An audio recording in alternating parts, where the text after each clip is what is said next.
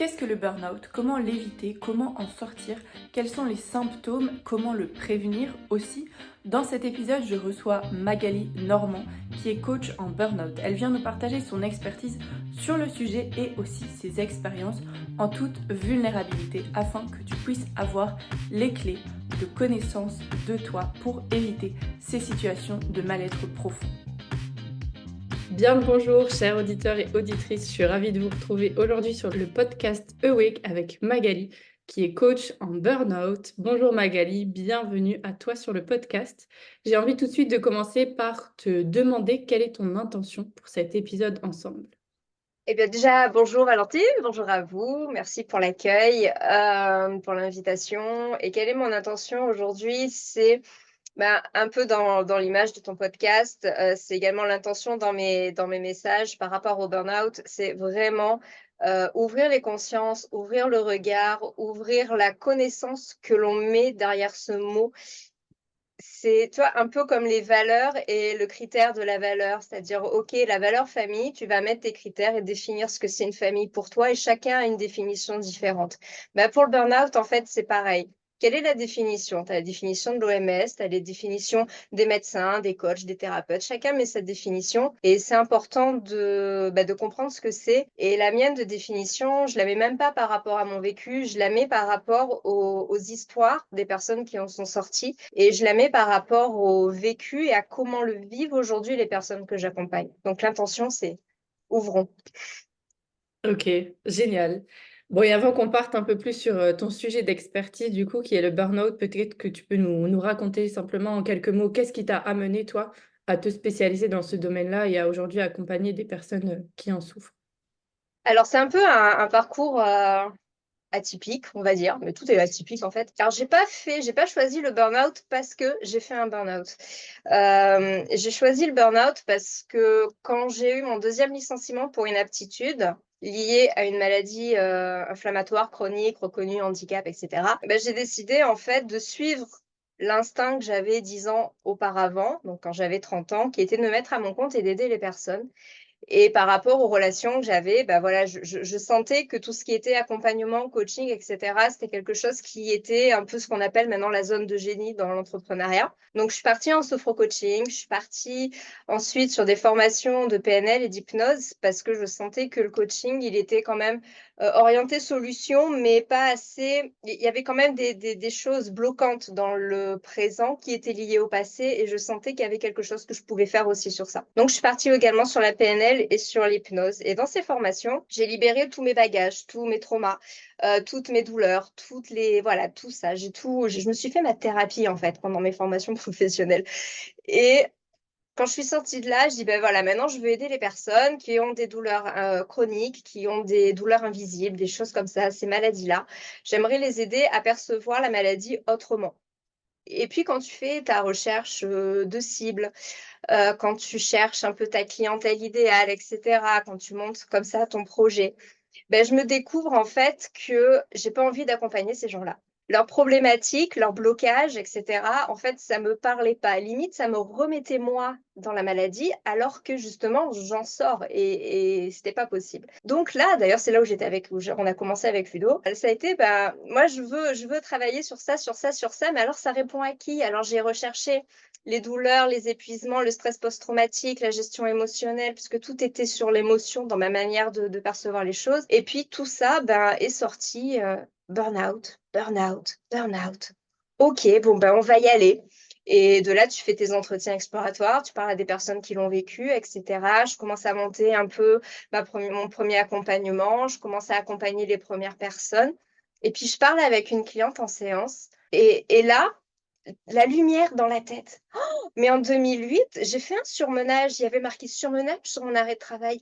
Et j'y suis allée, mais j'étais en larmes, en fait, sur mon lit avant. Et c'est mon copain qui m'a pris, qui m'a mis dans la voiture et qui m'a mis chez le médecin. Et c'était en 2008. Et on parlait pas de ces trucs-là en 2008. Et je dis, mais c'est peut-être ça. Et du coup, depuis un an, ça fait son chemin au fur et à mesure des personnes que j'accompagne. Et maintenant, je sais que j'ai fait un burn-out en 2008. Maintenant, je sais que c'est ça qui a enclenché. Mon corps, il a dit stop parce qu'il m'a enclenché un gène d'autoprotection. Je m'auto-attaque. J'ai une spondylarthrite. Donc, OK, il me dit stop maintenant. Et je commençais en plus à reprendre un burn-out entrepreneurial derrière.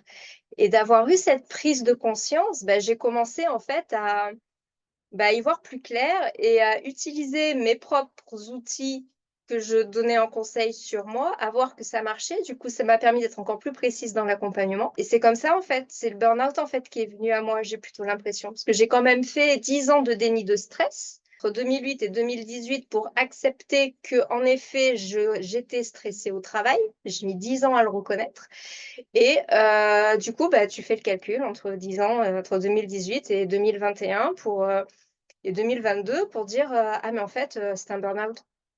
Nom de Mmh. Dieu, j'ai fait ça moi». Voilà comment j'en suis arrivée au burn-out. OK, OK. Ouais, c'est intéressant de voir qu'en fait, c'est toi-même en accompagnant des gens à, s'en libérer que, voilà, tu as compris qu'en fait, toi aussi, tu étais passée par là, quoi, sans le savoir. Complètement. J'étais en plein effet miroir, mais alors hyper, voilé, tu vois? J'avais encore le miroir sans teint. Puis d'un coup, le teint s'est levé, puis j'ai vu l'autre côté, c'était moi. «Ah! Oh bah zut!» Donc c'est OK. là où tu vois, c'est pas forcément nécessaire de vivre la chose pour accompagner les personnes dans cette chose. Mais si tu choisis ça, c'est pas par hasard. Mmh. Ouais, ouais, c'est ça. Ouais, c'est pas nécessaire dans le sens où tu en avais pas conscience non plus, alors qu'en fait, tu l'as fait aussi. Mais c'est Oui, pas ça qui complètement. t'a ouais, ouais. Ouais, ouais, c'est intéressant comme histoire. OK, OK.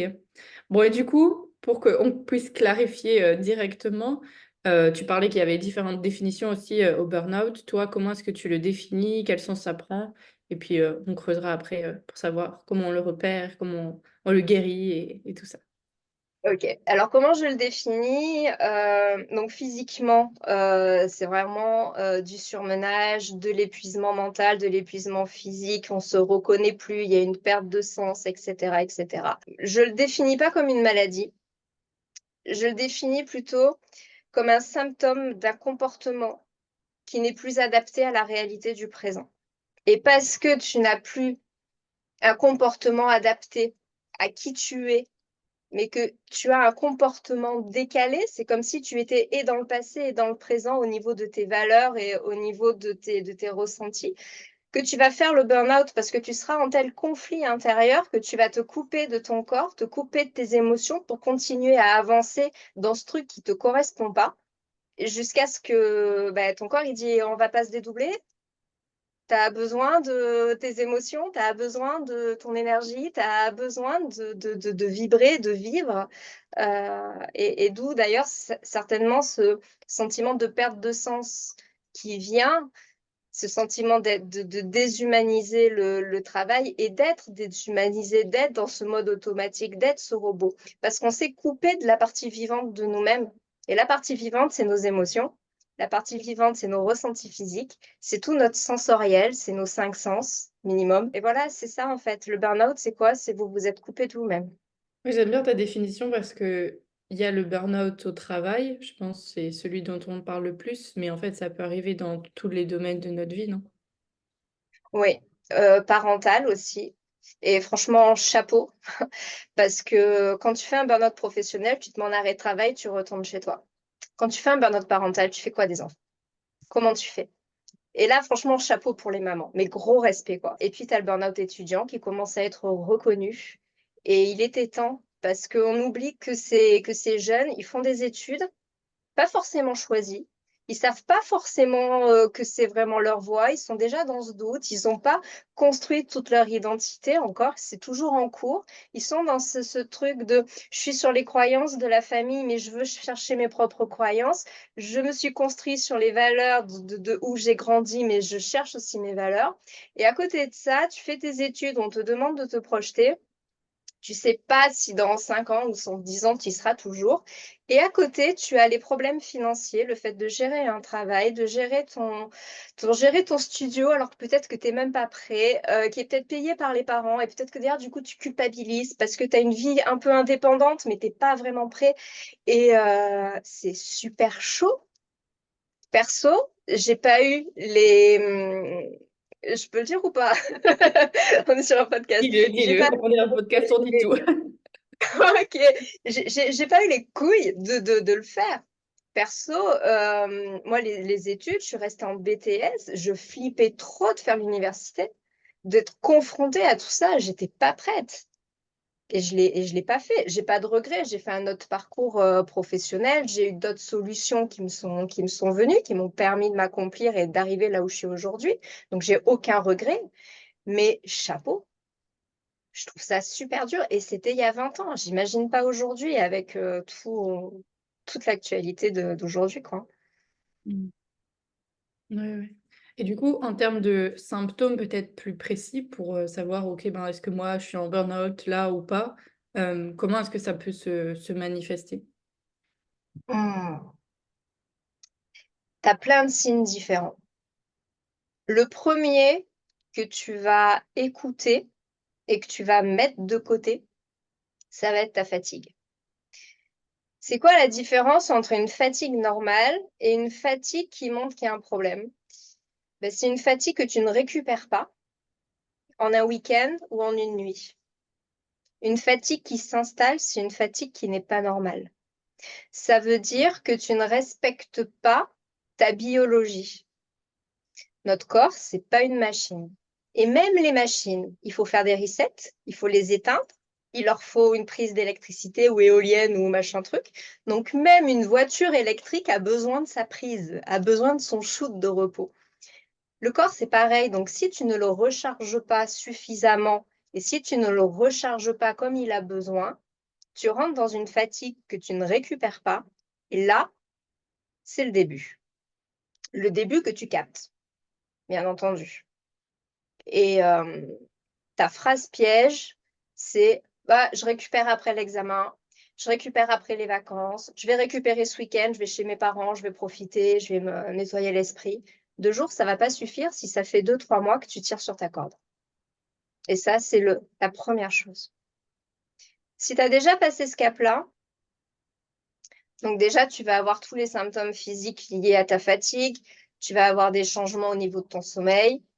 Ça peut être très divers selon les personnes. Au niveau du sommeil, ça va être peut-être des nuits plus courtes, peut-être des nuits sans rêve où tu fermes les yeux, tu te réouvres et c'est comme si tu n'avais pas dormi, tu n'as même pas conscience que tu as fait une nuit de sommeil. Ça peut être un problème à l'endormissement parce que tu vas ruminer. Tes ruminations, elle peut aller dans l'anticipation comme elle peut aller dans la rétrospective de la journée que tu as passée et que tu te refais des scénarios imaginaires de ce que tu aurais dû faire plutôt que nanana, nanana, nanana.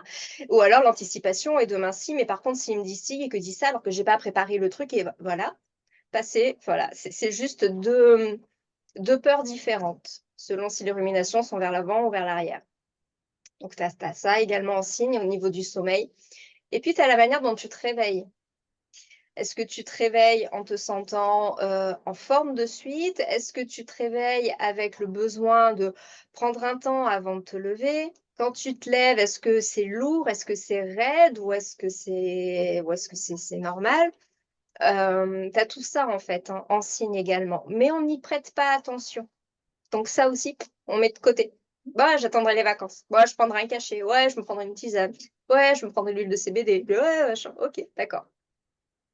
Mais n'empêche que le problème est là. Cacher le symptôme, c'est pas non plus la solution. Ensuite, l'étape d'après, ça va être la fatigue mentale.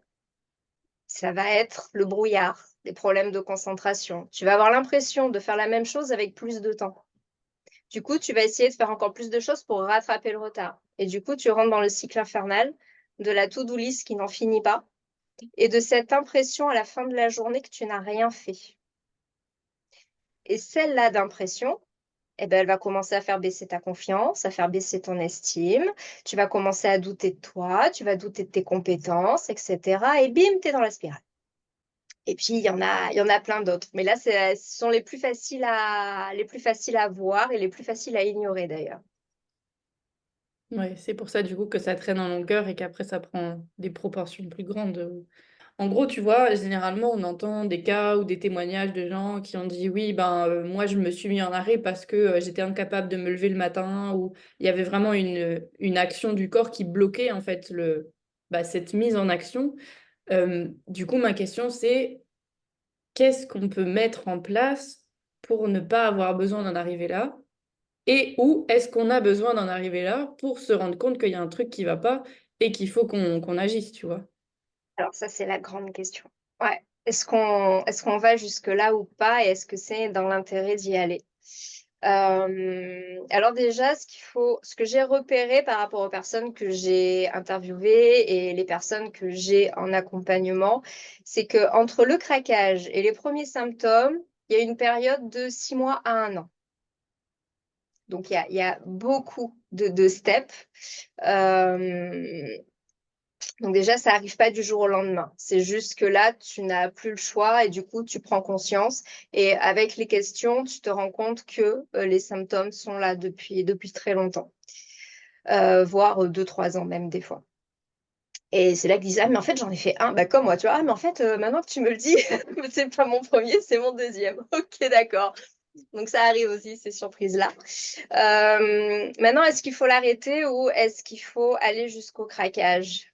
Et est-ce que le craquage est évitable? Ça va dépendre des profils, de de ce que j'en comprends, moi. Ça dépend des profils. J'ai une personne qui n'a pas eu besoin de se mettre en arrêt maladie longtemps. Elle a fait les 2 semaines d'arrêt. On a commencé à travailler ensemble. Elle est professeure au lycée. Donc, elle a peut-être dû juste poser là 3, 4 jours parce qu'elle avait chopé un virus de grippe ou je sais pas quoi. Et on est arrivé à maintenir. Pourquoi elle a évité le gros craquage, même si elle a fait des malaises, hein, ça a été ça son premier burn-out. Elle était en état de malaise sur le lieu de travail et avant d'en arriver là, elle est allée voir le médecin. Donc justement, c'est ça, c'est-à-dire la clarté d'esprit. De dire là, j'ai un problème. Donc le médecin lui a dit burn-out et là, c'est d'accepter. Accepter et porter confiance à l'expertise du médecin généraliste. Et tu vas forcément commencer par le déni. Même si tu acceptes le papier, même si tu acceptes le surmenage, etc., tu as forcément un truc de déni de dire mais non, mais je veux pas arrêter de travailler, je suis professionnelle, donc tu as toutes les moteurs qui tendent vers le burn-out, je suis professionnelle, je suis investie, ma mission, elle est importante, les gens, ils ont besoin de moi, bon là, c'est des élèves, des fois, c'est des patients, c'est des clients, c'est des collègues, voilà, on a besoin de moi, etc. Donc la phase d'acceptation, c'est déjà accepter de lâcher ça. Une fois que tu as lâché ça, alors tu peux commencer ton processus de récupération. Est-ce que le craquage est obligatoire pour arriver à lâcher ça? Non, mais ça dépend des profils. Parce que si le symptôme est là, c'est pour dire qu'il y a un problème. Et tout va dépendre, en fait, pas de la résistance de la personne, hein, pas de l'intelligence de la personne, hein, mais juste de son histoire de vie.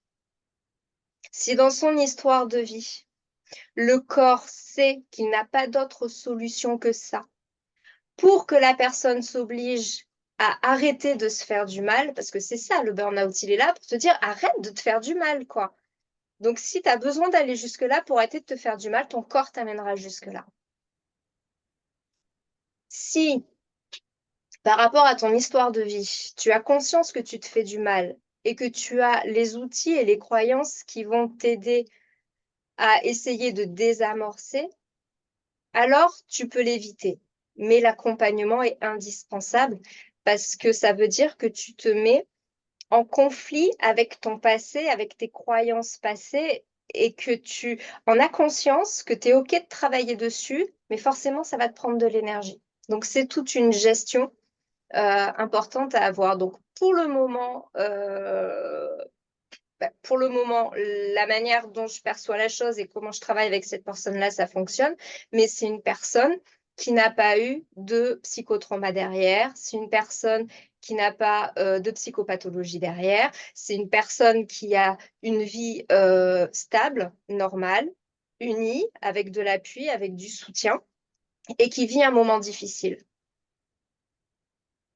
Donc, vu qu'elle, du coup, c'est plus facile de mettre la limite que quand tu as eu des traumas derrière et où tu te dis, et c'est comme ça hein, que j'ai eu mon déni, hein, parce que quand on parlait de stress au travail et que machin et tout ça, que moi-même, je choisissais de faire des jours sup, des heures sup, etc., le médecin, je lui disais, je fais, attends, j'ai cru mourir sous les coups de mon mec à 20 ans, tu crois qu'un stress au travail, je vais pas arriver à gérer? tu as un relatif, tu vois, qui est tellement différent, mais qui n'est pas normal. Mais pour toi, c'est normal. Attends, j'ai vu qu'il est tellement pire qu'un stress au travail. Pff, ça va, que nenni. Il est là pour te dire, arrête de te faire du mal. Le mal que tu as eu avant, il n'est pas normal, que ce soit par ton ex, par tes parents, par tes amis, par l'harcèlement scolaire, par le machin. C'est pas normal. Et le stress au travail et de subir les symptômes de stress au travail, c'est pas normal. C'est pas parce que t'es pas sur les rotules que tu dois le subir. Et tant que ça, tu ne l'as pas compris, tu iras dedans. Donc, d'ailleurs, c'est ce que j'avais dit à ma cliente. Je ne peux pas t'empêcher de vivre le burn-out. Je peux juste te donner les outils pour que toi-même, tu décides de ce que tu veux en faire. Hmm. Je ne peux pas aller contre le chemin de vie de la personne. Ouais, ouais, c'est super intéressant. Et du coup, si je reformule peut-être un peu ce que tu as dit, c'est un peu le notre échelle de souffrance, on va dire, plus elle est grande parce qu'on a déjà vécu certains événements traumatiques, bah, plus on va aller l'explorer à fond aussi avant de se dire, OK, tiens, là, je souffre trop. En fait, il faut que j'en sorte. Que si on a notre échelle de souffrance plus petite, on va dire, on se rend plus vite compte aussi de quand ça ne nous convient pas pour pouvoir le changer, quoi. Ouais. Et c'est pas un challenge de se dire j'ai une échelle plus ou moins grande face à ça et au plus je supporte la douleur, au plus je suis résiliente, au plus je suis forte par rapport au. C'est comme la douleur chronique. Quand on me disait, quand j'avais une collègue au travail qui se plaignait de son lumbago en sachant que moi j'avais une maladie chronique et qu'elle me disait, ben attends, c'est pas à toi que je vais me plaindre par rapport à tes douleurs. Je fais, il n'y a pas de personne qui souffre plus qu'une autre. Il y a une personne qui souffre. Point barre. Donc, il y a une personne qui fait un burn-out. Point barre. On s'en fout du niveau. Là, t'en es là. Maintenant, c'est toi qui décides jusqu'où tu veux monter. Tu vois, tout à l'heure, je parlais à une personne qui est sortie de là et elle a pas eu besoin d'anxiolytiques, d'antidépresseurs, etc. Pourquoi? Parce qu'elle s'est arrêtée avant. Et pas parce qu'elle n'a pas eu de trauma avant, mais parce que elle a décidé que stop. Et tu as des personnes qui vont, malgré les malaises, malgré les symptômes physiques, malgré les problèmes de sommeil, elles vont continuer. Il y a des personnes qui vont jusqu'à l'AVC. Quand j'avais été interviewée dans une émission de radio, on a vu des témoignages. La personne, elle a fait un AVC sur le chemin du travail en bagnole. Tu as des personnes qui vont jusqu'au cauchemar, jusqu'aux crises d'angoisse, jusqu'au suicide. Il y a des personnes qui vont jusqu'au suicide. Donc, c'est à quel moment, toi, tu veux te dire stop? Jusqu'à quand tu vas accepter de te faire du mal? Tu veux te punir de quoi en vrai? De quoi tu te punis? Et là, en général, bon, ça. Bah non, mais je veux pas me punir. On est d'accord. Si tu te punis pas, alors tu fais quoi? Parce que là, tu te punis, tu te fais du mal.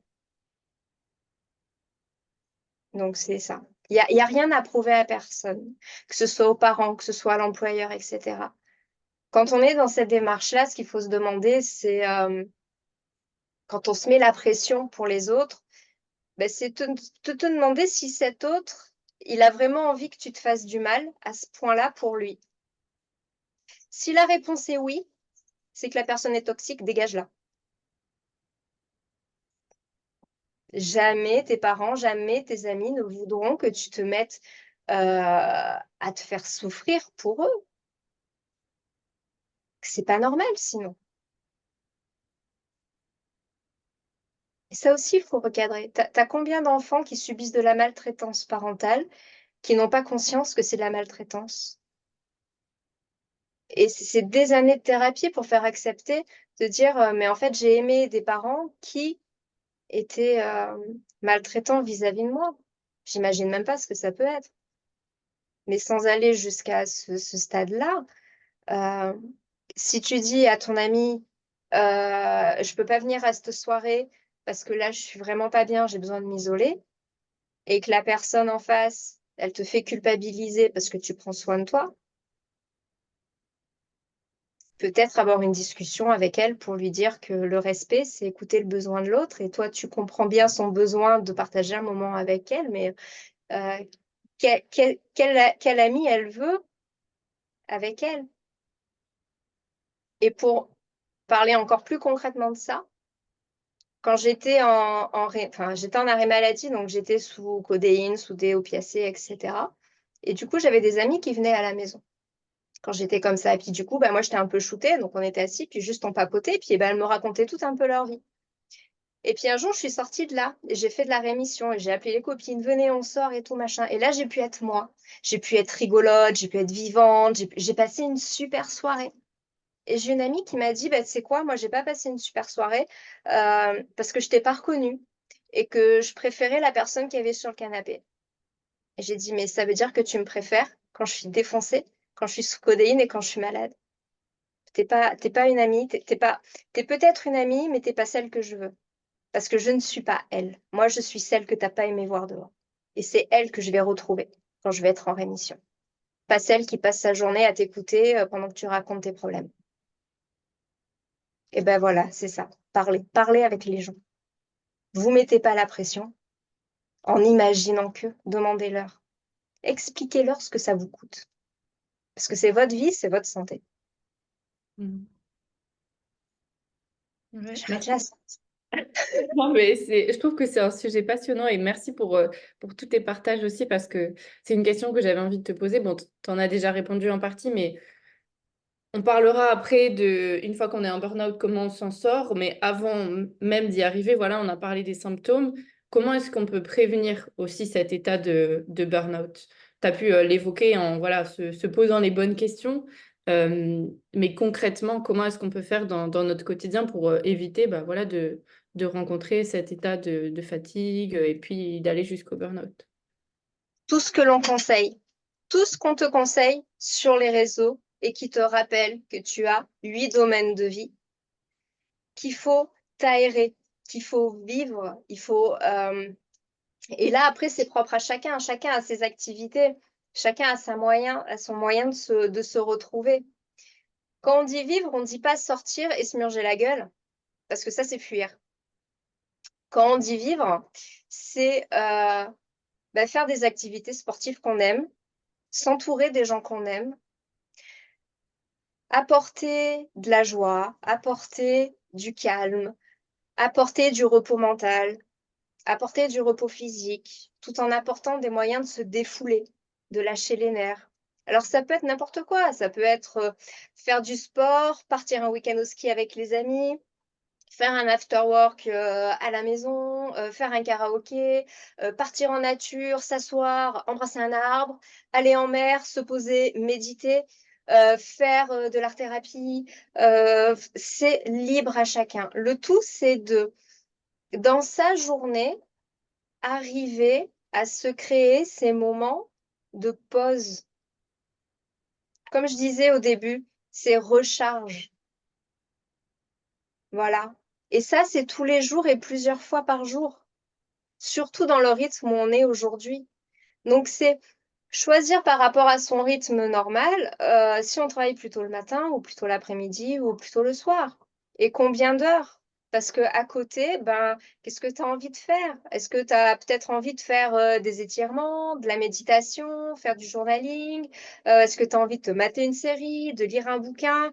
Ben voilà, qu'est-ce que tu as envie de faire tous les jours et qui te permet de te reposer, de te faire du bien, de te reconnecter à toi? Te reconnecter à toi, ça veut dire te sentir entièrement présente dans ton corps, te sentir exactement dans l'ici et maintenant. Je suis en train de faire ça et quand je le fais, je ressens de la joie, je ressens de l'accomplissement, je ressens que je suis à ma place quand je fais ça. Et ça, c'est de la prévention. Faire les choses et trouver les choses dans lesquelles tu te sens à ta place. Et c'est hyper varié. Avant que je tombe malade, moi, c'était aller faire du cheval, aller courir, aller marcher, me défouler, taper. À 14 ans, je voulais que ma mère, elle m'achète un sac de boxe juste pour taper. J'avais besoin d'évacuer, machin. Ok, on s'en fout, trouve ton truc. Si c'est du crossfit, fais du crossfit.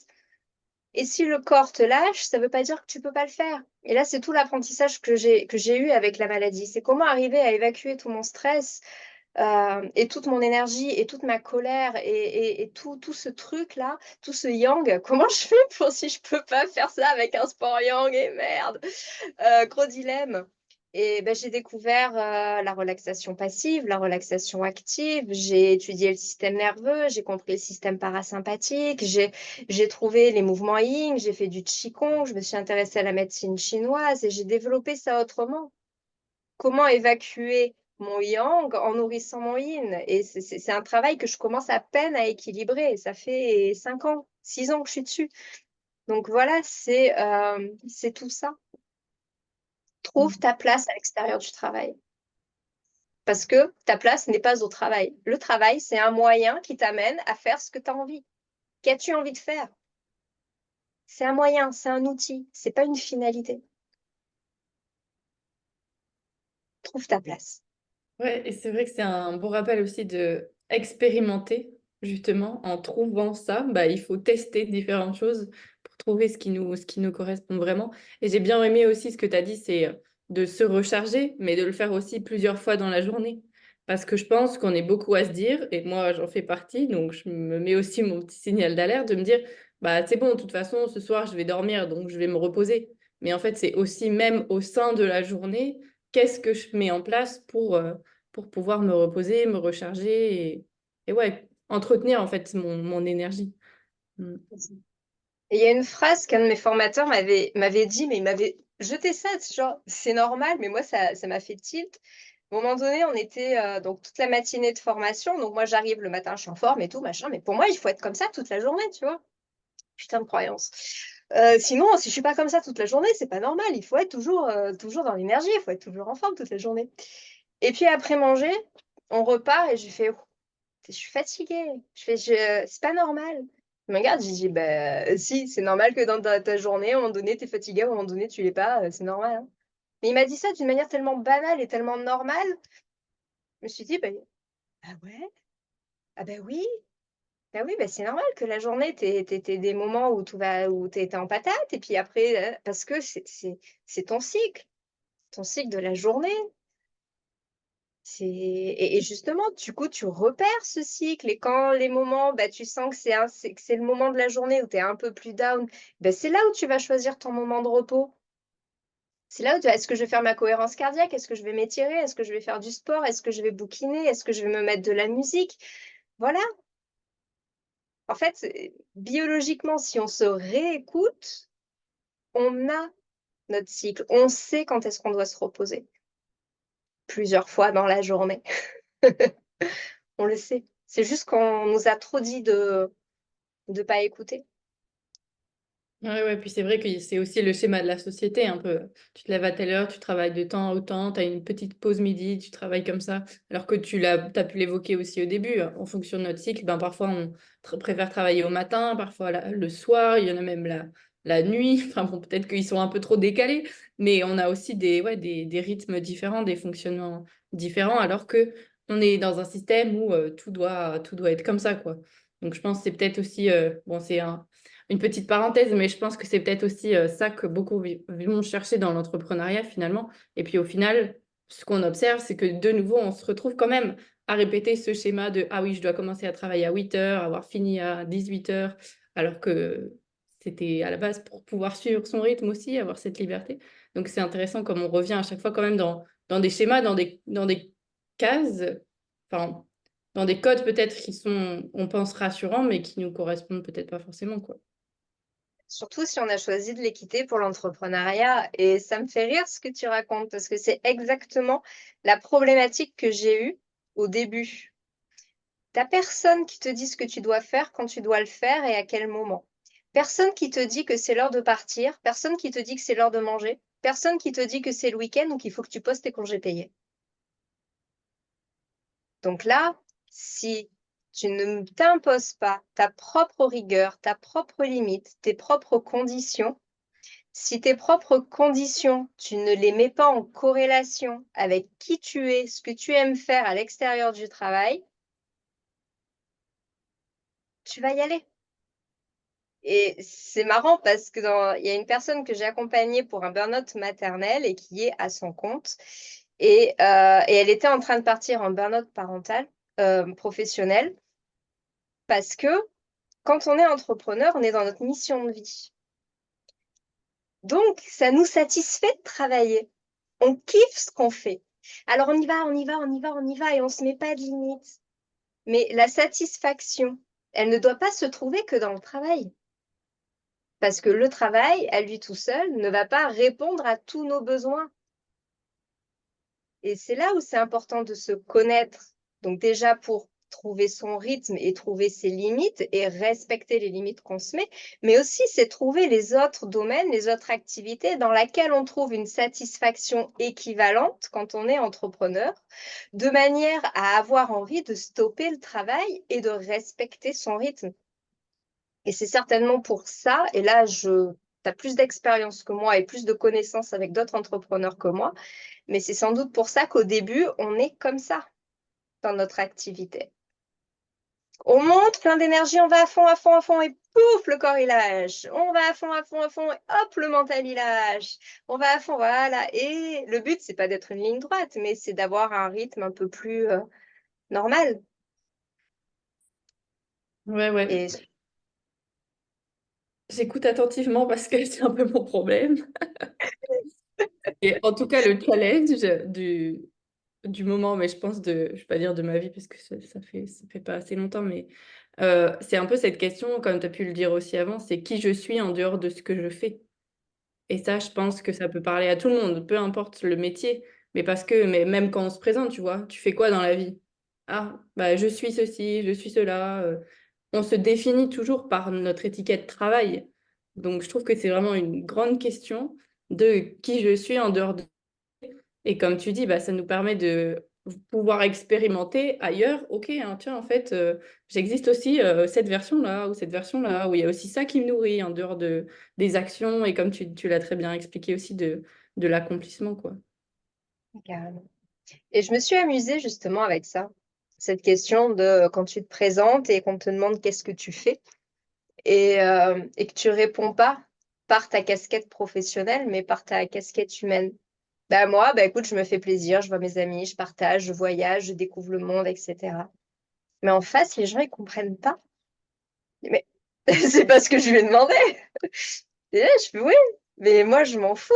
Je m'en fous de la casquette professionnelle que je porte parce que dans dans la relation que je veux créer avec toi, je ne veux pas une relation professionnelle. Si je veux une relation professionnelle, je vais dans un truc exprès d'entrepreneur. Et là, bah oui, je commence par ma casquette professionnelle. Je suis là pour ça. Mais là, voilà, je suis sur la plage, nos chiens, ils se disent bonjour, machin, on papote. Qu'est-ce que tu fais dans la vie? Bah, tu vois, je balade mon chien, je profite, je pars en voyage, je suis à La Réunion, là, je vais là. Voilà. Non, mais comme travail.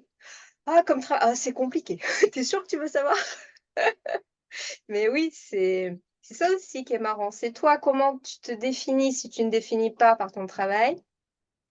Et si tu ne te définis pas par ton travail, comment les autres vont réagir. Parce que si on se définit par notre travail, c'est aussi pour répondre à la norme sociale et pour rentrer dans la communauté sociale. Parce que c'est un besoin humain aussi. Ouais, ouais, c'est sûr, ça crée un sentiment d'appartenance, de savoir, OK, même pour l'autre personne, ah, OK, dans quoi est-ce que je peux la caser? OK, cette catégorie-là, et du coup, on a tout de suite les préjugés associés, les stéréotypes et tout ça.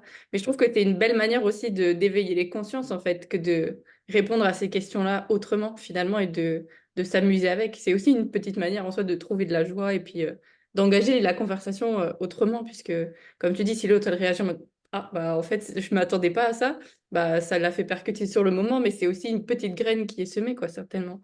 Donc, c'est... Oui, parce que du coup, à ce moment-là, la personne me dit, ah, mais parce que tu m'as demandé qu'est-ce que je faisais dans la vie. En fait, ce que tu voulais savoir, c'est quelle profession j'ai. Ah oui, voilà, on recadre. Parce que c'est pareil dans la définition de soi. On n'est pas ses pensées, on n'est pas ses émotions, on n'est pas non plus son comportement. Donc, on n'est pas non plus les étiquettes.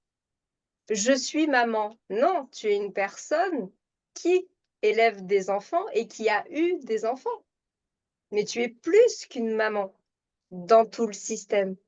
Et ça, c'est aussi une déconstruction que je m'amuse à faire. Bon, c'est moins drôle pour les coachés, mais c'est une déconstruction que je m'amuse à faire, justement, pour les amener à travailler sur ce domaine de vie. Et ok, bon, ça, c'est ton domaine famille et tout, mais dans domaine loisir, si t'as pas tes enfants, du coup, t'es qui? Et si loisir, tu le fais pour toi et pas pour eux, t'es qui? Et là, bah, t'as le blanc au début, quoi. Puis après, tu vois tout le truc qui se construit, c'est juste magnifique. Mhm. Ouais, c'est vrai que cette phrase, ça fonctionne aussi. Enfin, je trouve que c'est intéressant de le faire aussi avec nos émotions, puisqu'on a tendance aussi à s'identifier, à dire je suis triste, je suis content, je suis en colère, sauf que je ne suis pas. Je ressens de la colère, je ressens de la tristesse. Et rien que je trouve de le formuler aussi autrement, bah ok, on peut prendre de la distance, on voit plus que c'est passager, je la ressens là maintenant, mais je ne suis pas cette tristesse-là. Et je trouve que comme on en parlait au début, dans ces états un peu de souffrance, ben du coup, en se définissant par notre émotion, ça peut être un peu, mais qui je suis si je ne suis pas triste, ou si je ne suis pas un peu bah, cette étiquette de victime, quoi. Et je pense que là aussi, il y a un point qui se joue certainement dans cette avancée vers le craquage et vers le burn-out, quoi. Parce que ça implique ce détachement-là, ça implique de demander ensuite qu'est-ce que tu veux à la place. Et est-ce que tu veux quelque chose en vrai? Là, tu me dis, je suis triste. Ok, donc tu ressens de la tristesse. Tu veux la garder, cet état, ou tu veux en faire autre chose? Ah ben non, je veux pas la garder. Ok, tu veux quoi à la place? Bah, je veux être en joie, je veux être contente. D'accord, tu veux être contente. Tu te rappelles ce que c'est? Ah oui, je ressens et tout. Ok, ben, qu'est-ce que tu peux faire de différent pour être contente au lieu d'être triste? Ah ben ça, vas-y. Et comment dire, tu simplifies tellement le process que d'un coup, pour la personne, c'est complètement réalisable. C'est plus insurmontable, le truc comme ça. Et du coup, quand tu fais pareil avec le comportement, ben, ça devient plus quelque chose, tu vois, de super dur, de super mental. Pareil avec les croyances, il faut que je fasse un exercice pendant 1 heure, que je machin. Non, tu prends de la distance. Qu'est-ce que tu veux à la place? Vas-y, fais. Et comme tu disais, expérimente jusqu'à ce que tu y arrives. Tu te trompes, tu t'en fous. Si tu t'es trompé, c'est tu sais que c'est pas ça. Donc maintenant que c'est pas ça, c'est quoi d'autre? Allez, on y va. Au pire, tu retournes là. Là, tu sais ce que c'est. Là, c'est le truc que tu veux pas, tu connais. Ok. Donc au pire, tu retournes là. Bon, ben, tu enlèves choix 1, choix 2, choix 3, choix 4. Allez, hop, on y va. Et c'est ça que je kiffe. Et il n'y a pas besoin de faire un exercice pendant 1 heure à se tourner les méninges et à se faire encore plus mal au crâne. Non, juste, tu ressens. Tu as ce comportement, j'ai et non pas je suis. Je suis égoïste? Non, tu as un comportement égoïste. Là, dans cette situation, dans ce contexte, avec cette personne, ça fait pas de toi quelqu'un d'égoïste. Ouais, je sais pas. C'est quoi un égoïste? C'est ça, c'est ça, ça. D'accord. Quelle est la situation qui te montre que tu ne l'es pas? Bah, c'est vrai qu'avec telle personne. Ok, donc tu n'es pas égoïste, on est d'accord. Allez, hop, on y revient. Et je m'éclate. Je m'éclate à faire ça.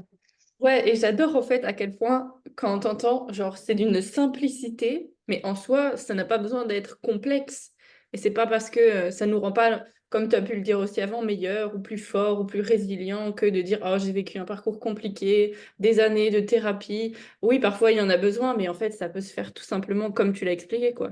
Donc j'invite vraiment toutes celles et ceux qui nous écoutent à prendre note de ces petites étapes et à se les faire aussi souvent que possible pour bah, continuer d'avancer et aller vers ce qu'on souhaite, quoi. Ah, mais carrément, parce que c'est super simple à faire. Le plus dur, c'est de l'identifier, c'est de prendre conscience qu'on se parle comme ça. Une fois que tu as pris conscience de la pensée, c'est super facile à switcher. Donc, faut arrêter pour travailler l'estime et la confiance de soi, tu n'as pas besoin de faire 4 mois d'exercice mental 1 fois par semaine avec un coach. Non. Il faut juste que tu remettes de la distance et que tu remettes les choses à leur place. Les pensées noires, les ruminations, les choses comme ça. Ce n'est pas toi, c'est toi qui penses que, donc c'est une pensée, tu mets de la distance. Et à partir de là, elle a une intention positive, cette pensée. Qu'est-ce qu'elle veut te dire? Quoi? Ok. Donc maintenant que tu as son message, qu'est-ce que tu vas lui répondre? Vu que son intention positive est de te protéger de telle chose, qu'est-ce que tu peux faire pour agir en te protégeant de telle chose? Ben, je peux faire ça. Et ben, dis-lui, elle va se calmer. Voilà, ça c'est de la PNL. Voilà. Et ça m'éclate, ça m'éclate. Oui, et c'est vrai que c'est en ça du coup que le coaching est intéressant, on va dire, parce que il nous aide à pouvoir prendre ce pas de recul-là, cette conscience-là que qu'on n'a pas forcément, quoi. C'est ça qui est. En fait, ouais, c'est exactement ça. Le plus dur, c'est de l'identifier et de prendre le pas de recul et de sortir du mental parce que tu es vraiment en fait sur de la connexion avec toi. Et on t'apprend, enfant, à faire tout le contraire. Là, c'est un peu ce qu'on disait tout à l'heure, on s'écoute pas, on se dissocie, on va là où on veut, voilà, on se déshumanise et du coup, on perd ça parce qu'on nous apprend à nous déshumaniser pour faire ce que la société veut qu'on fasse. Et pourquoi ça explose maintenant? Je veux dire, le siècle dernier, c'était le mal de dos qui nous a fait prendre conscience qu'on ne pouvait pas rester tout le temps au travail non plus, qu'il fallait faire du sport. Ok, on a compris le corps physique. Maintenant, s'il vous plaît, on passe au corps émotionnel. Et là, c'est ce qui est en train de se passer de mon point de vue, de ce que j'observe. Et c'est quoi le corps émotionnel? C'est revenir à soi, revenir au présent, se dissocier, enfin non pas se dissocier, prendre de la distance avec ces choses qui ne nous définissent pas et négocier. Ouais. J'adore. C'est d'une simplicité. Tout le monde devrait écouter ça. Ok. Ok, peut-être on arrive donc tout doucement à la fin de cet épisode-là. Le dernier point, peut-être qu'on n'a pas, enfin bon, on l'a abordé de manière continue, mais du coup, voilà, quand on est dans cet état de burn-out, qu'on remarque peut-être que, ben, ok, on a ces symptômes, etc. Si tu devais un peu résumer les grandes étapes, qu'est-ce qu'on peut mettre en place pour pouvoir se sortir de là? C'est quoi les grandes phases par lesquelles on passe une fois qu'on a identifié ce burn-out-là? Alors, du principe où tu sors du déni et que tu acceptes l'idée qu'il est peut-être possible et envisageable de devoir faire un arrêt de travail, de devoir faire une coupure avec le déclencheur du stress qui amène le burn-out, à partir de là, tu commences par une phase de récupération. Euh, Selon ton niveau de burn-out, tu es soit en stress chronique, soit en stress post-traumatique. D'ailleurs, il faut que je lise le bouquin du chercheur sur ça pour en connaître plus. Donc, ça va dépendre en fait vraiment de tes symptômes, de l'intensité des symptômes. Quoi qu'il en soit, quelle que soit la nature et le niveau de stress, il est temps que tu laisses ton corps faire son boulot, c'est-à-dire de se recharger, de se reposer. Et ça va être compliqué. Tu vas culpabiliser. Tu vas te sentir mal, tu vas te sentir inutile, tu vas avoir l'impression de ne rien faire, que tu perds ton temps. Tu vas avoir en fait un peu, ouais, c'est un peu comme un sevrage. Ouais, je pense que c'est comme ça, tu vois, qu'il faut le prendre. Il faut que tu te fasses un sevrage du rythme qui n'est pas biologique et dans lequel on est formaté. Et prendre ça comme un sevrage. Parce que à un moment donné, tu vas apprécier les journées, tu vas apprécier de respirer. C'est ce que me disait une cliente il y a pas longtemps qui vient justement d'accepter l'arrêt de travail. Tu vas apprécier que quand une amie t'appelle pour passer prendre un café, tu vas pouvoir lui dire oui, j'ai du temps. Oui, tu peux passer boire un café. Oui, on peut faire une balade à cheval. Oui, les enfants, on peut aller mercredi après-midi faire tel truc. Ouais, tu vas retrouver de l'espace dans ta vie. Et du coup, tu vas également te recharger, les symptômes vont s'atténuer et ça va pas être le moment de reprendre le travail, ça va être le moment de reprendre ta vie. Donc, c'est là où commence un peu je vais la faire plus courte, cette phase de changement. Tu vas vouloir justement faire les choses différemment. Là, j'ai une nouvelle cliente qui m'a dit, je veux travailler moins et gagner plus. Je dis, bah, allez, on y va, pas de souci, on trouvera comment. Le comment, c'est qu'un détail. Voilà, tu vas commencer à dessiner ton changement, à le visionner. Tu vas commencer également c'est là où l'accompagnement il est utile. Dessiner ta nouvelle posture, ta nouvelle toi, ta nouvelle vie, tes nouvelles activités.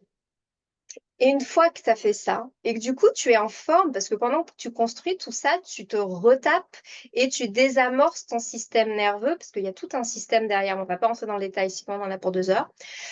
Donc, du coup, tu réenclenches, on va dire, l'équilibre entre ton orthosympathique et ton parasympathique. Du coup, tu construis ça et tu commences ta phase de construction.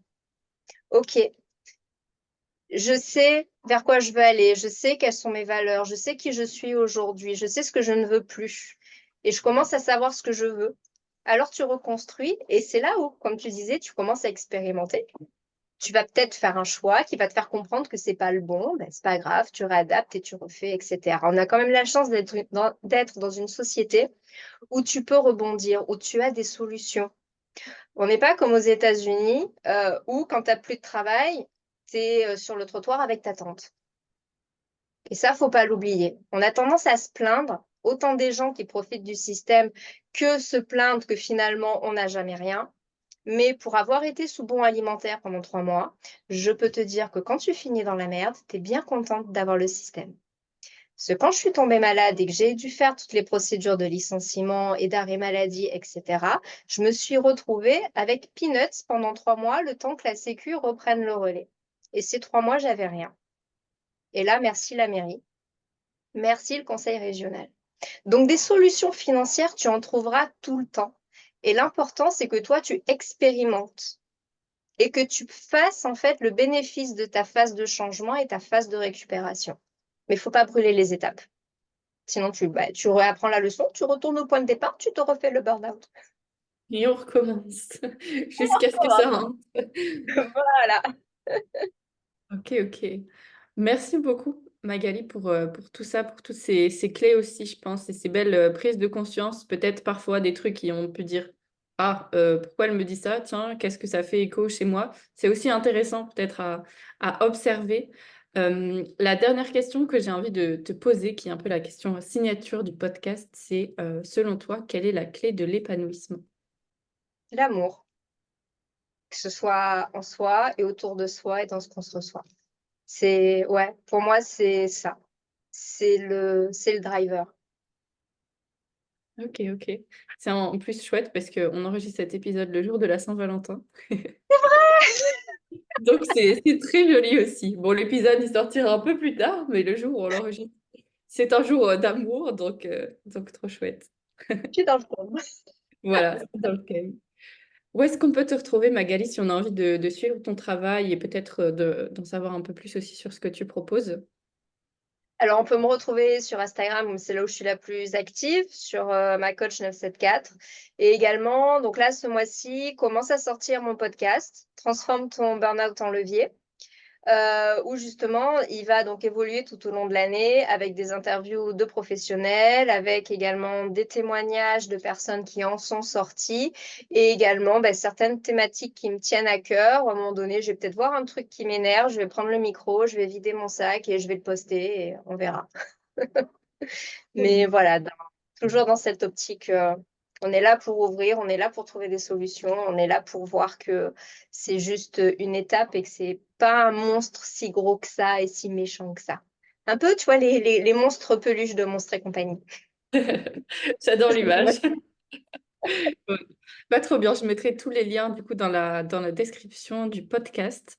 Encore un tout grand merci pour ta présence et pour ce que tu nous as délivré ici. Merci de ton invitation, ton écoute, et ça a été un vrai plaisir. Merci.